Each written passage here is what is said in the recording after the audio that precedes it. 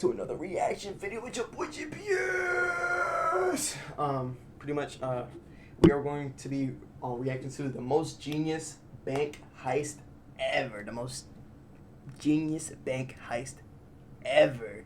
Don't really know what I'm going to be getting into, but if you enjoy, make sure to like and subscribe. If you want to watch it live, come join me at JPS.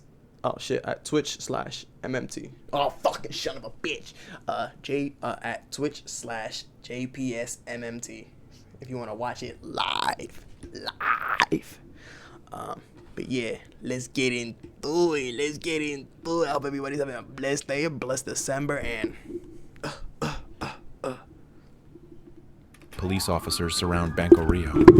Inside, 23 hostages lie face down on marble floors while masked gunmen wave pistols at their heads. One wrong move, and this becomes a massacre. The gang leader demands pizza. The negotiator thinks he's insane, but he's not. Because while every cop in Buenos Aires watches the front door, a second crew is already below their feet, inside the vault, stuffing $19 million into duffel bags. The hostage crisis above? Pure theater. The guns? Toys. The real heist is happening underground, and it's been running for 2 hours. In 7 minutes, these thieves will disappear from a completely surrounded bank. They'll leave behind hostages, humiliated police, and a note that reads, "Without weapons or grudges, it's just money, not love." The entire country will call them heroes.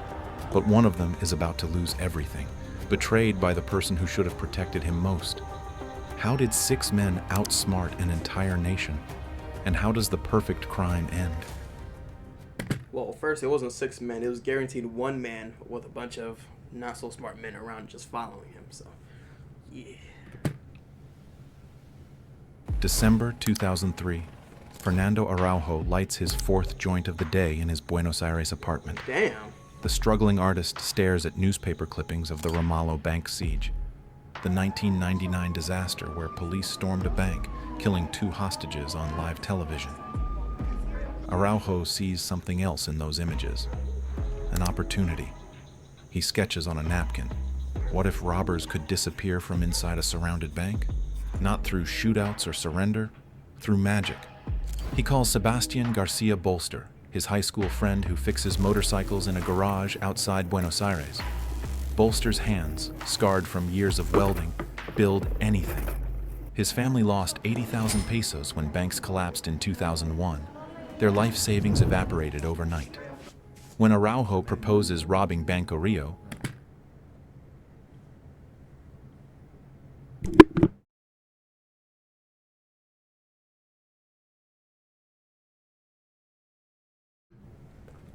Bro, my bad. I thought my mom called me. My fault. Bolster doesn't laugh. He asks how. Araujo spreads blueprints across Bolster's workbench. Banco Rio in Acasuso sits above storm drains that connect to the Rio de la Plata, and the vault extends into the basement. During business hours, motion sensors deactivate so employees can access safe deposit boxes. The idea is simple. 2 teams strike simultaneously. One stages a hostage situation upstairs, pure theater to mesmerize police, while another enters through tunnels below to empty the vault. No violence and no casualties, just misdirection on an unprecedented scale. Bolster traces the sewer lines with his finger. The tunnel would need to run 150 meters through active drainage pipes, break through 2 feet of reinforced concrete, and all without detection. Impossible for most, but not for an engineer who spent his life building the impossible. They choose Acasuso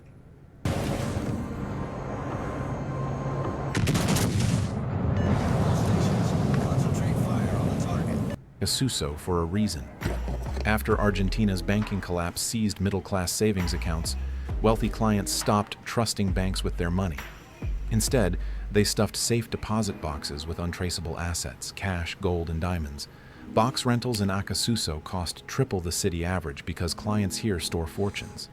Unlike serial-numbered bills from teller drawers, valuables from private boxes can't be tracked once stolen. The perfect score for men seeking revenge against the banks that destroyed their country. Araujo drafts the operation like a screenplay, complete with dialogue and stage direction. You know what's crazy? This entire video can be used for people in the near future or in our generation to literally go rob a bank. That's so crazy. There's tutorials on how to go rob a bank. Directions. The ground team becomes actors. The heist becomes the movie. Every phone call, every demand, every pizza order serves a purpose, buying time for the vault team below. He calculates they need exactly 2 hours and 7 minutes to crack enough boxes.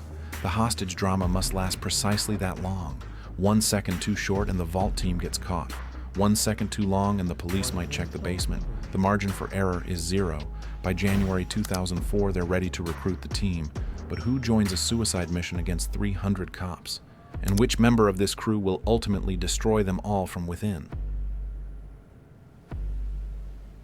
January 2004, Ruben Beto de la Torre sits in a Buenos Aires pool hall, chalking his cue when Araujo approaches.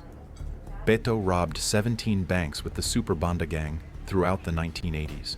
Damn. He knows vault layouts, police response times, and hostage psychology. He also knows Araujo's father from the neighborhood. When Araujo mentions the Banco Rio plan, Beto doesn't flinch. He asks 3 questions. How much? How many guns? And how many men? $20 million minimum with 0 real weapons and 6 men. Beto agrees on one condition. He brings his own partner. Luis Mario Vitet, nicknamed Bro, why he look like that? He look like he on a dollar bill right now. the Uruguayan, enters the conspiracy through Beto. Former military, trained in combat tactics, Vitet specializes in intimidation without violence. He once held 43 hostages for 6 hours using only psychological pressure. Never fired a shot. His presence alone makes people comply. Vitet studies Araujo's script, noting each tactical weakness. The fake guns need weight to look real. The hostages must believe the threat without experiencing harm. Every actor needs a specific dialogue to maintain the character. Vitet rewrites sections with military precision. Through underground contacts, they recruit Alberto Doc Solis, another Super Banda veteran who spent 8 years in prison perfecting the art of patient planning. Doc insists on surveillance. For 3 months, he photographs every angle of Banco Rio. Employee shift changes at 8:47 a.m. Armored truck arrivals at 2:15 p.m. The manager takes smoke breaks at 10:30 a.m. behind the building. Doc creates a minute-by-minute timeline of the bank's rhythms. He discovers the golden window, Friday afternoons between 12:30 and 3:30 p.m., when wealthy clients visit their boxes before weekend trips and vault security relaxes. Julian Zalo Echeverria joins as the getaway driver, the only member who won't enter the bank. A former racing mechanic, he modified engines for illegal street races until a crash ended his career. Zalo Echeverria scouts 17 escape routes from storm drain exits. He times police response from every precinct. 13 minutes from Acasuso Station and 18 minutes from San Isidro. He'll wait at a manhole cover 3 blocks away, engine running, ready to extract the tunnel team. 1 delay, 1 wrong turn, and everyone gets caught. Bolster, now nicknamed the Engineer, begins his reconnaissance underground. He enters storm drains at 2 a.m. wearing a wetsuit and headlamp. The tunnels reek of sewage and methane. Rats scatter from his light. He measures distances with laser precision. The main drainage pipe runs directly beneath Banco Rio's vault, separated by 24 inches of reinforced concrete. He'll need specialized equipment, a pneumatic hammer that operates silently underwater, industrial-grade water pumps, and reinforced lumber to prevent collapse. The shopping list Imagine being able to build an app with your name on it, just by thinking about it. Meet Base Bro, 44. come on, brother. Nobody asked you. Thank you. totals 50,000 pesos, around $5,000. Oh shit, that's not They'll that fund much. it by robbing a smaller bank first. 5,000 to get away with 20 million? Oh my gosh, what an investment. Which they do successfully in late 2004. By December 2005, the crew is complete. 6 men united by different motivations, revenge, money, adrenaline, but bound by Araujo's singular vision. They rehearse in an abandoned warehouse, running through every scenario. What if police storm early? What if a hostage has a heart attack? What if the tunnel floods? They drill responses until reaction becomes instinct. Araujo makes them memorize their lines like Shakespearean actors. This isn't just a heist. It's a performance that will play on every television in Argentina. Oh, But can Bolster actually break okay. through 2 feet of concrete without triggering alarms? And which team member will betray every single one of them? I should have figured this wasn't in America when he said pesos. My fault. September 2005. Bolster descends into Buenos Aires' storm drains, carrying a waterproof bag of power tools. The tunnel stretches ahead, a concrete artery pumping sewage toward the Rio de la Plata. He's mapped this route 47 times. Tonight, he begins cutting. The pneumatic hammer bites into concrete beneath Banco Rio. Each strike sends vibrations through pipes that could alert anyone above. He works in 10-second bursts, listening for footsteps, alarms, anything. 4 hours later, he's penetrated 6 inches. At this rate, breaking through will take 15 nights. October brings complications. Heavy rains flood the tunnels, forcing Bolster to install pumps that run on car batteries. He builds wooden supports to prevent cave-ins, hauling lumber through sewage in complete darkness. One night, methane levels spike so high his detector screams warnings. He retreats and returns with an oxygen tank. Another night, he encounters a homeless man living in the tunnels who runs at the sight of Bolster's headlamp. The next morning, Bolster scans newspapers for reports of suspicious activity. Nothing, so he continues. Above ground, the crew conducts surveillance with scientific precision. Vitet poses as a customer, opening a checking account to study the interior layout. He memorizes camera angles, 13 total, with blind spots near the basement stairs. Doc photographs employees, learning their names, their habits, and their weaknesses. Manager Diego Manzoni arrives earliest, leaves late, and carries the vault keys on a chain. Guard Carlos Perez, 58 years old, 2 years from retirement, never draws his weapon during monthly drills. They build psychological profiles of every person who will be inside on January 13th. Araujo scripts dialogue with obsessive detail. Walter, played by Vitet, will demand pizza at exactly 2:47 p.m., confusing negotiators who expect requests for helicopters or millions in cash. The absurdity serves a purpose. Pizza delivery requires approval from multiple commanders, buying precious minutes. Beto will release one hostage every 20 minutes. Hello?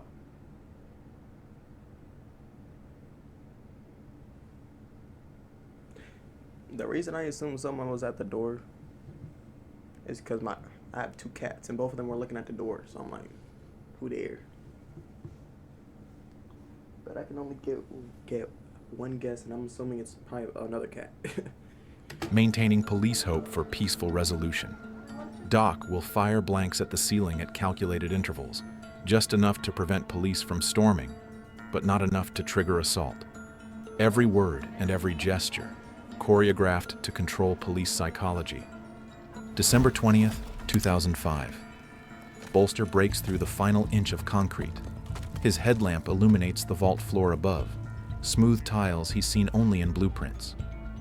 He's created a hole just wide enough for a man to squeeze through. He photographs the opening, seals it with quick-dry cement that he can break in seconds on the day. The tunnel is ready. 5 days before Christmas, the crew meets for final rehearsal. They run the entire operation in real time. 2 hours, 7 minutes from entry to escape. Zalacheveria practices the extraction route until he can drive it blindfolded. January 11th, 2006, 48 hours before execution.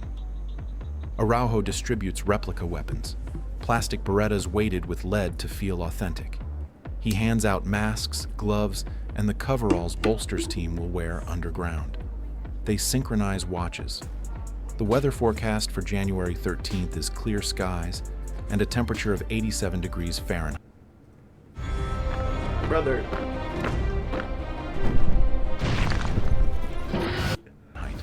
Hot enough that police will avoid heavy armor.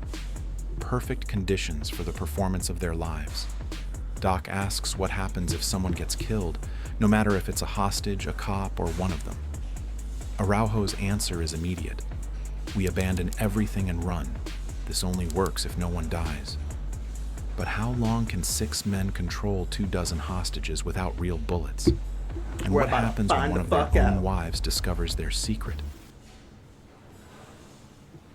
January 13th. How the fuck does your wife discover your secret? Motherfucker, you better be hiding. You working on it for months and you don't hide shit? Like, come on, bro. You better hide everything from everyone. Fuck.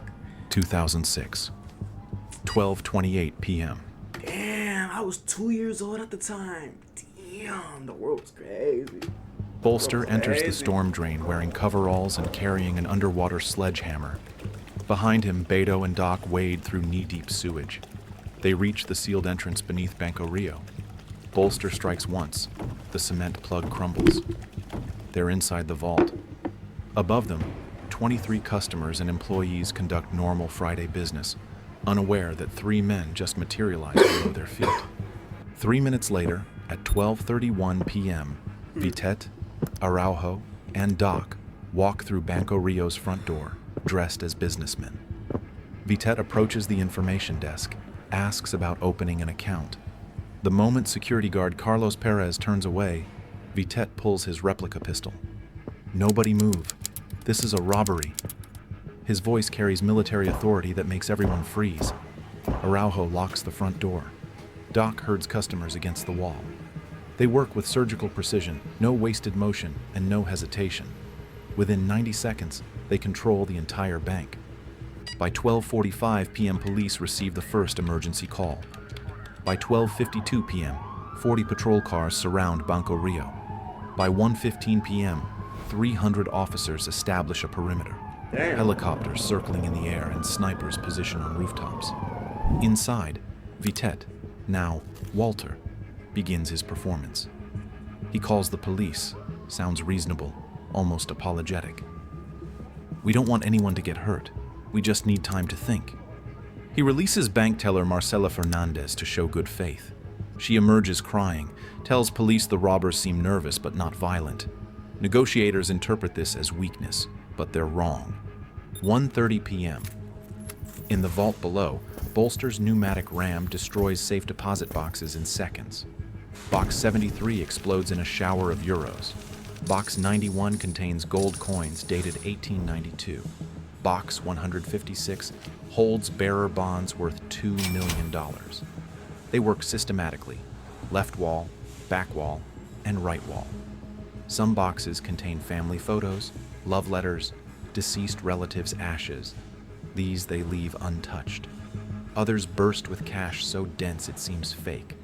One box holds nothing but cut emeralds that scatter across the floor like green stars.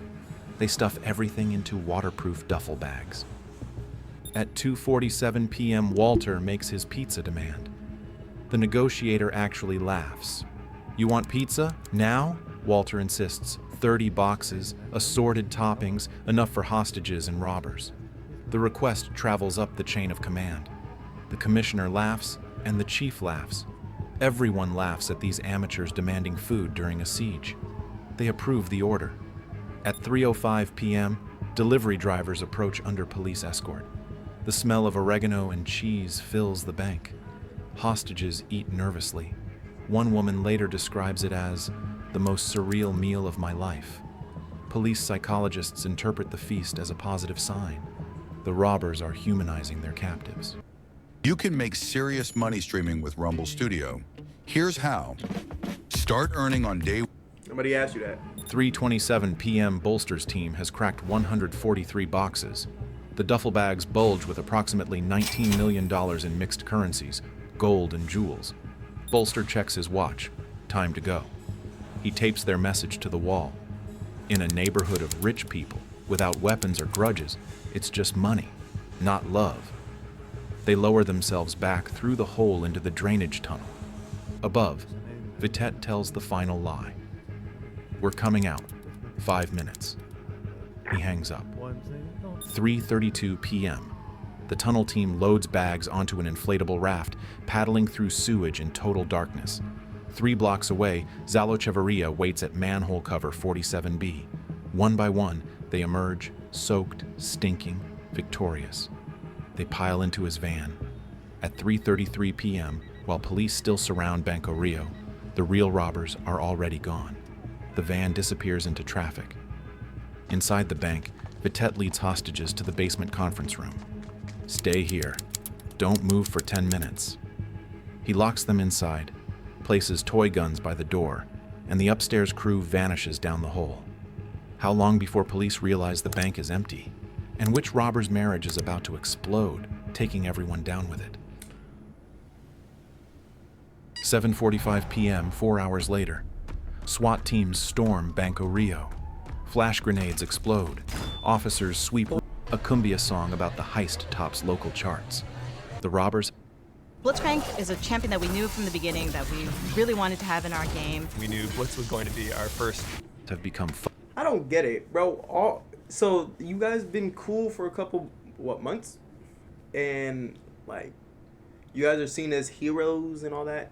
So how? All right, let me stop asking questions. Folk legends. But in a modest house in Buenos Aires province, Alicia Di Tullio watches her husband. Oh shit! Oh. Modest house in Buenos Aires province, Alicia. We already know why the fucking mission failed. Why they got snitched upon. There's no question. No more questions. The mystery has been solved of why they got caught. Di Tullio watches her husband Beto count stacks of $100 bills. She knows where that money came from, and she's about to make a decision that will destroy everything. What drives a wife to betray the father of her child? And how much of the $19 million will police actually recover? February 15th, 2006. Alicia Di Tullio finds $73,000 hidden inside her bedroom wall. Her husband Beto tore open the plaster while she was visiting her mother, stuffed cash behind insulation, and sealed it with fresh drywall. She only discovered it because paint doesn't match. This is the third time she's found money. First under floorboards, then inside the water heater, now the walls. Her house has become a vault. She knows about the Banco Rio heist, everyone does. She knows Beto was involved. What she doesn't know is that he's planning to leave her. Beto tells friends he's moving to Paraguay with his girlfriend, a 23-year-old named Claudia he met at a nightclub. Alicia discovers the affair through text messages. She confronts him, but he denies everything, then admits everything, then promises to end it. 3 days later, she follows him to Claudia's apartment. When she pounds on the door screaming, neighbors call police. Officers arrive to find Alicia Di Tullio crying in the hallway, shouting about stolen money in Bank Rio. They take notes and one detective recognizes the significance. 5 days later, Alicia walks into federal police headquarters. She provides names: her husband Beto, his friend Vitet, and someone called Doc. She describes planning meetings in her kitchen while she served coffee. She overheard tunnel discussions, gun rehearsals, and pizza strategies. She knows they used toy weapons because Beto laughed about it for hours afterward. She doesn't know about Araujo or Bolster. Beto kept her partially ignorant for her own protection. But she knows enough. Detectives promise protection for her and her 7-year-old son. In exchange, she gives them everything. March 7th, 2006. Pre-dawn raids strike simultaneously across Buenos Aires. Bro, you got snitched upon because you cheated. Are you fucking kidding me? The reason the mission failed is because he couldn't keep his dick in his pants long enough. Are you fucking kidding me? Damn. Your girl found you cheating. You admit everything. Say you're gonna stop, and then she catches you at her place. Brother, for someone that was part of a very smart mission, you're a pretty dumb guy. Come on, bro. Why not wait until you move out of state with her, then cheat? Or not cheat at all. But, I mean, if we all seen her. We all seen what she looked like. I mean, if he got a whole bunch, multiple millions, I don't think he'd stay with her either. But he could have did it a smart way, bro. You got multiple millions. She don't know how much money you got. Give her a fat sum of change. Be like, hey, I don't think this is working out. But hey, you can have this, boom, boom, boom, and I'll still see the chick. Okay, feel me? Come move with me. But do this after. But all of this after you move the fuck away from where the heist was, out of state, where the cops won't be able to pin your ass. You feel me? That's so crazy. Police smash through Beto's door at 4:47 a.m. They find him sleeping beside $970,000 in cash. He doesn't resist. At 4:48 a.m., they arrest Vitet at his mother's house. At 4:51 a.m., Doc surrenders peacefully at his apartment. Within hours, subsequent raids capture Araujo, Bolster, and Zalo Echeverria. The only evidence is Alicia's testimony and the money in Beto's house. The rest of the $19 million remains hidden. 1 week later, news breaks. Banco Rio gang captured. The public reacts with disappointment. Polls show 68% of Argentines wanted them to remain free. Lawyers volunteer to defend them pro bono. Crowds gather outside the courthouse chanting support. Even hostages express sympathy. Several refuse to testify, saying they were treated well. The prosecutor faces an unusual problem. Teammate, I need your... I'm so disappointed in them right now. I'm so disappointed in that guy. In that, not them, that guy. Everybody else was sleeping peacefully until he fucked it up. Come on, bro. Come on, bruh. Come on, bruh. Jury sympathy. These aren't violent criminals who terrorized innocents. They're artists who embarrassed authority. The trial becomes theater itself. Araujo, ever the performer, treats court like a stage. He explains the heist as a work of art against financial oppression. Bolster describes the tunnel engineering with professor-like precision, making jurors laugh. Vitet maintains military bearing, never breaking character. They don't deny guilt, they deny shame. When asked about the missing millions, Araujo smiles. What money? We took toy guns to a bank. The prosecutor cannot prove how much was stolen. Safe deposit boxes aren't registered, so their contents are unknown. Box owners claiming losses can't document what they lost without admitting tax evasion. Sentences range from 9 to 15 years. By 2020, all are free. Araujo writes a book. 9 to 15 years and they're all free? Damn, but they're free with them. I mean, obviously some of them lost a bunch of money, but they still got more. Sells movie rights and gives university lectures on creative resistance. He claims everyone won. Police got fame, prosecutors got promotions, and we got rich. Argentina got entertainment. The missing 17 million never surfaces. Some believe it's buried. Others think it was spent. A few suspect the robbers invested it, living off interest while serving time. The greatest magic trick in criminal history succeeded completely. They robbed a bank using pizza and toys, vanished in plain sight, and became folk heroes despite capture. They proved perception beats reality, that controlling the narrative matters more than controlling weapons. That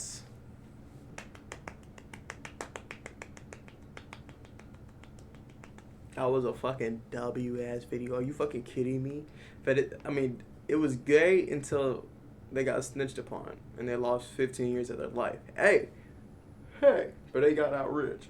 Hey, so. Bro, that's why you can never trust your bitch, bro. Damn. That depends though. But if you guys enjoyed the video, make sure to like and subscribe, and I'll catch you on the flip side.